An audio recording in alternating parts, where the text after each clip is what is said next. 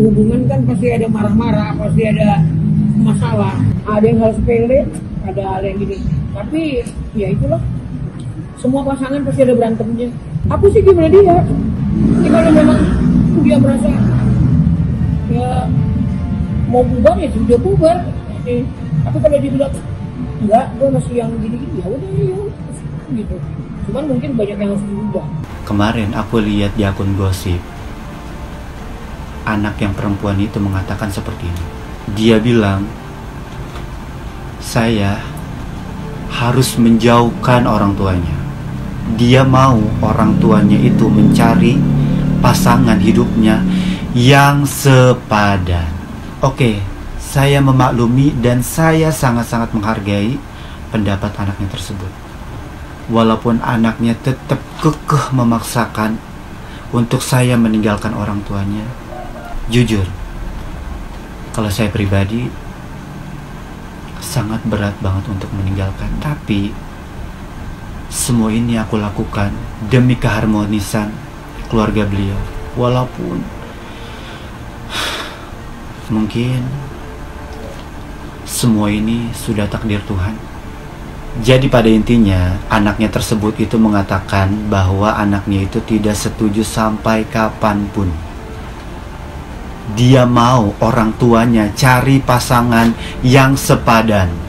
Daripada aku memaksakan keadaan, nanti ujung-ujungnya tidak baik untukku dan tidak baik untuk semuanya.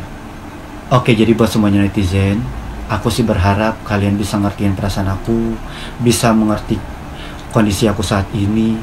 Aku tidak mau merusak kebahagiaan orang lain. Aku tidak mau menjadi beban untuk keluarga mereka dengan masalah hubungan ini. Buat semuanya netizen, dengerin baik-baik pesan aku ini. Please, jangan menghujat aku, jangan menghina aku, jangan mencaci maki aku, jangan menghakimi aku yang terlalu berlebihan. Semuanya ini sudah takdir Tuhan. Jujur, kalau aku pribadi, lebih baik aku kehilangan orang yang aku sayangi daripada aku kehilangan Tuhan aku. Memang ini tuh berat banget. Semoga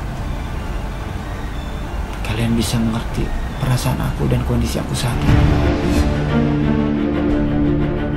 Gak mungkin seorang Mayong bener-bener mencintai, bener-bener mau nikahin, itu gak mungkin. Badan ditaruhan, nggak mungkin. Gitu. Aduh, tulus apaan? Ada panggilan gemes, gemoy gitu. Itu kan mungkin seru-seruan aja, lucu-lucuan aja. Karena yang ditampilin juga apa ya?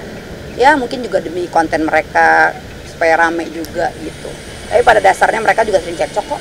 Bukannya mau menghambat, bukannya mau menghalangi kebahagiaannya, tapi jujur nggak pantas, nggak banget ngelihatnya. Apa ya, males ngelihatnya, nggak banget. Baik. Karena mungkin pada waktu ada hubungan itu juga tidak, dua-duanya tidak dengan berpikir dengan jernih. Kalau menurut saya ya, yang laki kan juga harus pikir, katanya yang laki kan tadinya hanya seperti ibu. Lah kenapa kok bisa di switch gitu, tidak sebagai ibu lagi. Terus kemudian yang perempuan juga, kenapa kok hanya dengan dapat perhatian lebih, apakah tidak ada perhatian di keluarganya? Nah itu yang kemudian harus dibicarakan kepada anak-anaknya. Merasa sendiri, kemana-mana sendiri, mungkin harus ada yang menemani. Kalau menurut saya ada banyak hal yang bisa dibicarakan, tidak usah melakukan tindakan yang menurut saya tidak sesuai dengan norma atau nilai-nilai atau moral juga sekaligus gitu.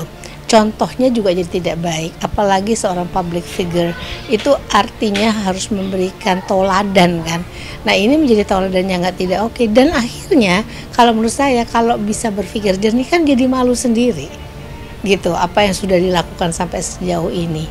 Ya karena begitu bombastisnya seperti bucin dan sebagainya, nggak salah, tetapi mungkin tidak dipandang oke karena perbedaan usia dan kemudian tidak tahu arahnya mau kemana nih sebetulnya tujuannya. Karena banyak orang yang berpasangan dengan perbedaan usia itu tidak apa-apa, tapi asal core-nya, akar awalnya itu memang kuat, bukan hanya untuk konten iseng-iseng, karena kita harus berpikir impact dari semua perilaku manusia itu dinilai orang Gimana cara tiap orang menilai itu beda-beda. Kenapa? Ada yang namanya persepsi.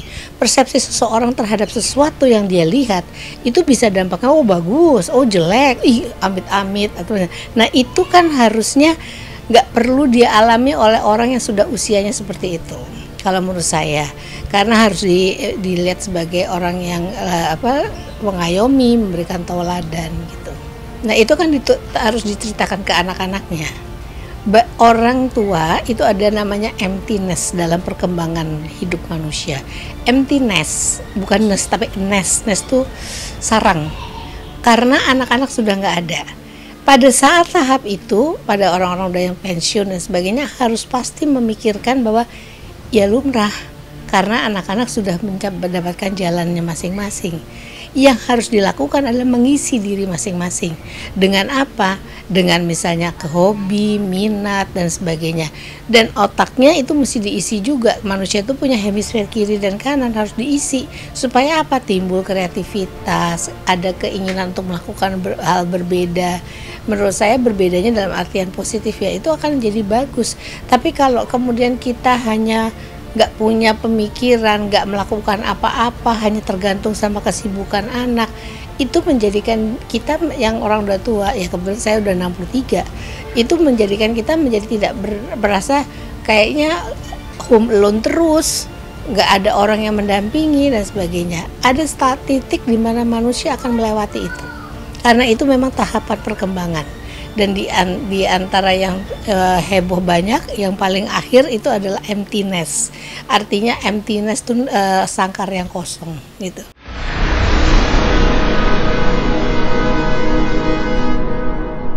Jadi jangan lupa untuk subscribe Cumi Cumi. Ditekan ya tombol lonceng merahnya.